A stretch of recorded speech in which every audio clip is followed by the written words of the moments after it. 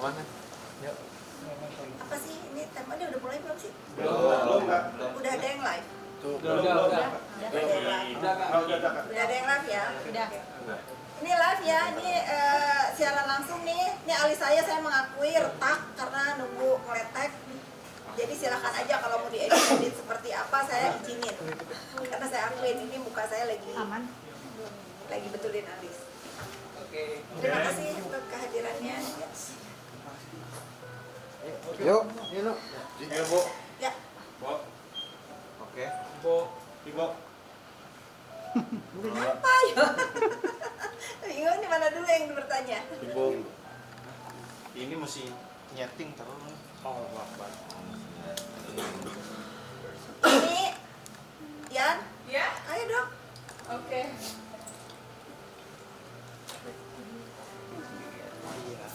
Oke, Ya, no. ya. Kak, yang kemarin cukup ramai tuh saat live stream membahas bagaimana nanti kita nanti hari Kamis yang Desember seperti apa nih yang bisa dibakal dalam apalagi atau seperti apa sih Kak? Bukan, kita kan setiap adanya persidangan hari Kamis ini selalu ada aja cerita gitu kan, selalu ada aja yang membuat ini netizen Indonesia ini menjadi teracak-acak emosionalnya ya. Nah, saya mengatakan itu untuk kita itu nggak usah kaget kalau nanti dalam persidangan ini ada gebrakan-gebrakan baru lagi apa gitu. Niat saya itu kepada masyarakat ya, netizen dunia maya khususnya sudahilah kita itu untuk menggiring opini yang tidak mengedukasi masyarakat Indonesia. Yuk kita fokus kepada jalannya persidangan agar kita bisa mendengar, menyimak, kan katanya butuh keadilan nih, butuh keadilan terdakwa ini bagaimana kita bisa melihat dengan jernih, terang benderang masalah ini kalau setiap persidangan itu ada aja giringan opini yang sebetulnya tidak mendidik gitu ya. Itu aja sih. Saya men-challenge itu agar juga terdakwa juga menjalankan persidangan nanti itu dengan tenang. Ya. Memang bisa diikuti sama ada aja momentum. Kamu lihat nggak? Iya kan? Nah, saya semua juga menyaksikan ada aja. Dan yang terakhir malah menyinggung soal rekening dia sendiri. Ya itu. Nah, terkait dengan itu saya senang banget nih ya, dengan seiringnya waktu berjalan banyak banget anak-anak muda yang speak up tentang ini, tentang katanya kabar Bank BCA Mudi Somasi, bagaimana dijelaskan oleh anak-anak muda yang pintar juga. Saya dari tadi lihat tuh banyak banget yang bersuara tentang ini. Buat apa disomasikan, sudah ada aturan dan undang-undang yang mengatur, dan kita semua tahu ya bahwa kewajiban juga dari pihak Bank BCA karena negara yang meminta untuk melakukan hal-hal yang diminta oleh negara dan undang-undang. Seolah menjadi mengalihkan fokus masih ini sebenarnya. Saya nggak tahu atau mengalihkan fokus atau tidak, tetapi kalau pihak dari terdakwa ini selalu mengalihkan fokus, akhirnya apa?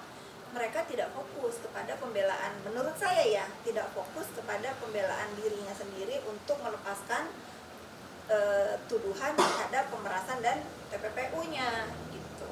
Itu sih menurut pendapat pribadi saya seperti itu ya. Sudahilah gimmick-gimmick. Ngelihatnya tapi gimana sih Kak Fit, kan kayaknya tiap minggu ada yang digugat lah, ada yang Ya, kasihan sih kalau saya lebih ke prihatin ya dengan melihat langkah-langkah yang dilakukan oleh terdakwa dan tim kuasa hukumnya ini. Saya merasa kasihan aja. Kenapa yang tidak ada yang dibahas itu mengenai pembelaan, yang ada dibahas ini mengenai ulah-ulah yang sebetulnya malu kalau kita disuguhkan dengan hal-hal seperti ini. Contohnya misalnya ya Bank BCA mau disomasi, kedua misalnya dari pihak pengembang Nafapark yang katanya mengendorse, padahal tidak. Sudah dijelaskan juga oleh pihak pengembang itu bukan endorse, itu adalah pemberian diskon, dan itu biasa dilakukan oleh para pengembang, termasuk saya juga kan walaupun kecil-kecilan pengembang ya, itu biasa memberikan harga perdana untuk orang-orang yang pertama kali beli, untuk memberikan diskon spesial. Saya rasa Raffi Ahmad aja yang punya unit di situ, dia nggak ada tuh di endorse, dia juga beli kok. Saya rasa dia juga sama dapat diskon yang sama dengan pembeli lainnya ya, termasuk terdakwa ini. Saya tahu Raffi Ahmad pun punya unit di situ, nggak ada tuh dia di endorse. Saya rasa dia dapat perlakuan yang sama dengan semua yang membeli unit di situ, dapat diskon.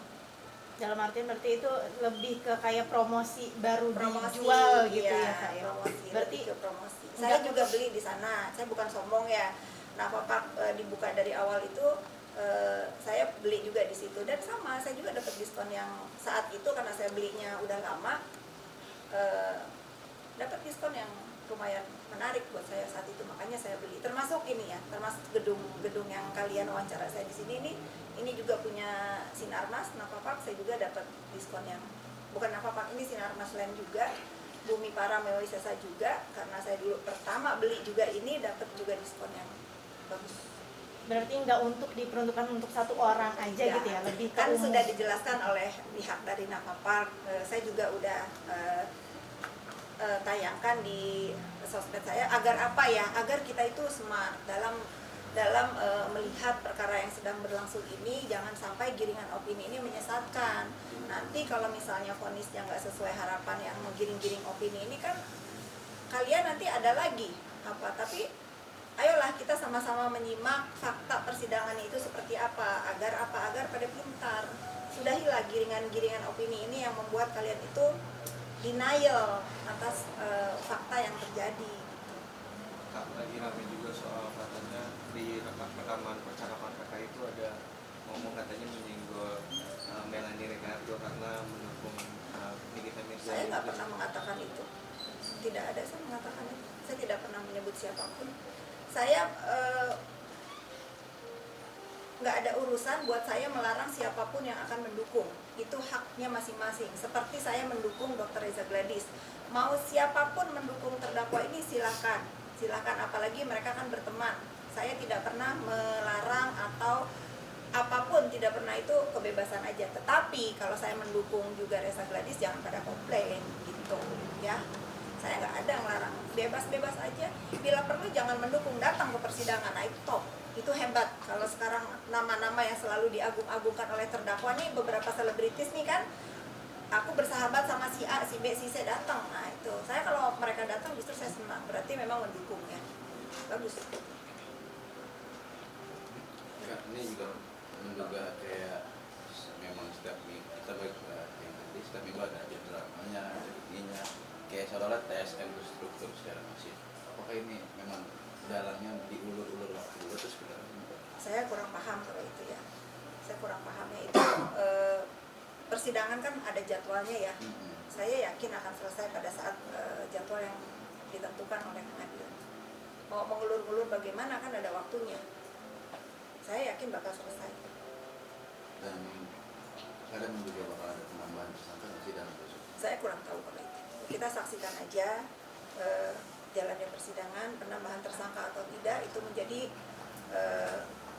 kewenangannya penegak hukum.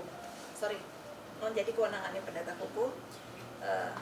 Ya sudah, kita ikutin aja lah, jangan beropini.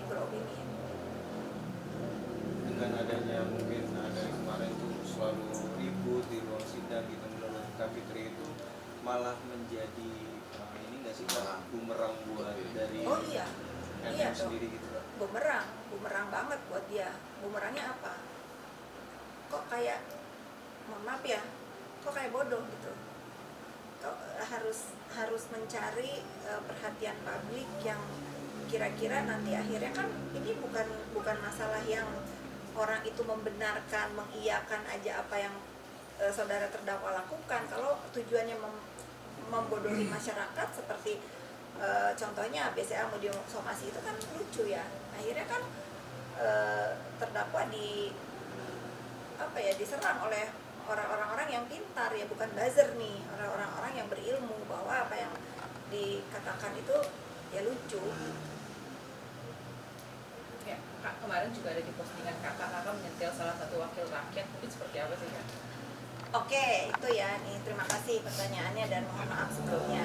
Kalau beliau sebagai wakil rakyat mewakili rakyatnya, saya rakyat ya, saya rakyatnya mewakili rakyat yang lain ya. Saya bertanya, Gimana Gimana tuh? Ya, saya rakyat yang mewakili rakyat yang lain. Saya memang bukan perwakilan rakyat, tetapi izinkan saya juga membela rakyat, ya. Terutama dalam tuduhannya tidak fair katanya. Teman-teman media semua kan hadir nih di dalam persidangan. Kan saya bertanya bagian mana yang menurut perwakilan dewan yang terhormat ini, persidangan ini tidak fair. Bagian mana saya juga kepengen tahu, karena kan saya datang ke dalam persidangan itu.